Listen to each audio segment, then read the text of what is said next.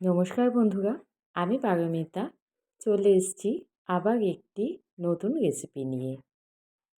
কাচকি শুঁটকি মাছের এই রেসিপিটি একবার বাড়িতে বানালে বারবার এটা বানানোর রিকোয়েস্ট আসবে আপনার কাছে। তাহলে চলুন দেখা যাক আমি কিভাবে বানাই। প্রথমে বেশ খানিকটা শুঁটকি মাছ আমি গরম জলে নুন হলুদ দিয়ে সামান্য সেদ্ধ করে নিয়েছি। তাতে মাছটা খুব সুন্দর পরিষ্কার হয়ে যায়। এইবার ঠান্ডা জলে ২-৩ বার ধুয়ে নিলেই মাছ কিন্তু আমাদের রেডি। এইবার খানিকটা পেঁয়াজ আমি সাদা তেলের মধ্যে ফ্রাই করে নিয়েছি। আর কিছু সবজি আমি কেটে রেখেছি। তার মধ্যে ছিল বেগুন আর আলু। এই দিয়েই আজকের মাছটা আমি রান্না করব। প্রথমে পেঁয়াজটা ভালো করে তেলের মধ্যে ভেজে নিয়ে দিয়ে দিয়েছি থেঁতো করে রাখা রসুন। এই মাছ রান্না করতে কিন্তু খুব বেশি উপকরণ লাগে না। দিয়েছি খানিকটা আলু আর বেগুন, দুটোই আমি সামান্য কুচিয়ে রেখেছিলাম।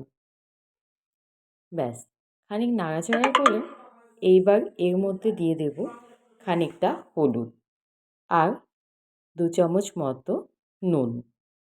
আর দিয়ে দিয়েছি খানিকটা লঙ্কার গুঁড়ো। এই দিয়েই নাড়াচাড়া করে নেব বেশ খানিকক্ষণ। তারপর দিয়ে দিয়েছি কাচকি মাছগুলো।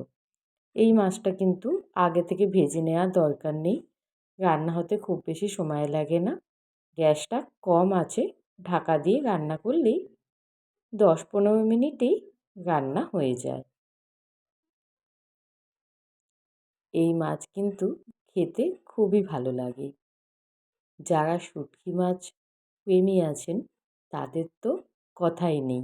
এক পদ দিয়েই পুরো ভাত আমরা শেষ করে নিতে পারি, তাই তো?